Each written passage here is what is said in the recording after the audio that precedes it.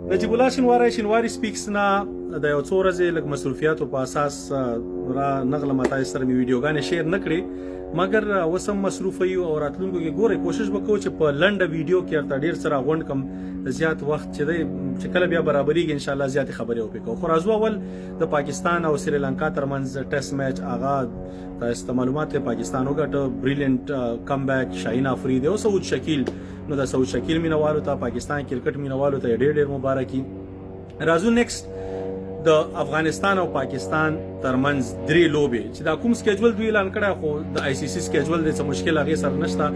خو دا درې لوبې چې د لپاره باید کیمپ جوړ شوی وای د لپاره باید خپل ټیم یو ځای شوی وای چې ټیم جلی چې تیاری د پاکستان سره مهمه لوبې دي او کنه تاسو ته بس د ښکاری چې شیم نه دی چې څوک په زیمبابوے کې دی څوک په بل ځای کې څوک په بل ځای کې دی نو دی لیګونو څه خبره چې ټي 10 کې به څوک شي د لپاره ځکه چې 50 اورز گیم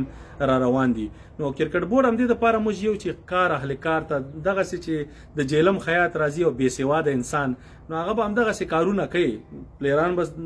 سره د کرکټ بورډ په پلیرانو باندې دونم وسنه رسیږي دومره اسی بس دوی مزه کوي او غوي مزه کوي نو هیله د پدی باندې کار وشي دا غینه مخکې خسته کیم جوړ شي چې دا لوبغاړي د پاکستان خلاف لوب لپاره سیټ شي هغه کېدای شي ووم شي او کېدای شي بیا ووم نشي د ایشیا کپ ته چې ګورو د ایشیا کپ افغانستان سریلانکا بنگلاديش دا وزمونږه فیورټ نوی تازه خپلوان دي پوه شئ دا خلک دوی سره ماشاءالله په ایمرجنګ کې ور سره یو ځای مګر داسې بدقسمتي او ابدالیانو ویل پلیډ یار خو د عمان داسې بد لوبه بایلو د سریلانکا نه چې موږ آوټ کړو بهیر شاه محبوب صاحب ګوره بریلینټ لوبه مګر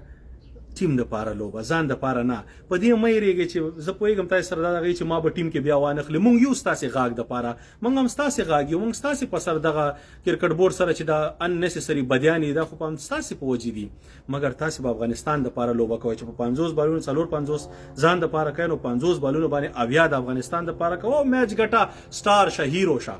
همداسې سکور به نه کوي باقي اورال ابراهیم عبدالرحیم زای نو ټول خپلرانو ان شاء الله راتلونکي کې بخي ایشیا کپ کې افغانستان د دغه سره دی ما ورته سوي چې بیا هغه خلک سره یو سریلانکا بنگلاديش نو هیله ده چې دوی سره موږ نږدې وختونو کې لوبیم کړی یو بل ډیر خپېژنو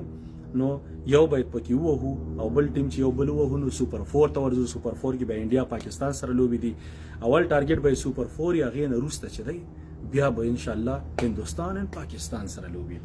شاهد خان افریدی څوک ولا بیرغ څنګه یاره ښه کار باید اپریشیټ شي ستاسو د خوشحالۍ لپاره دا چولې دي کې نه رنگونه ورته ضرورت نو مګر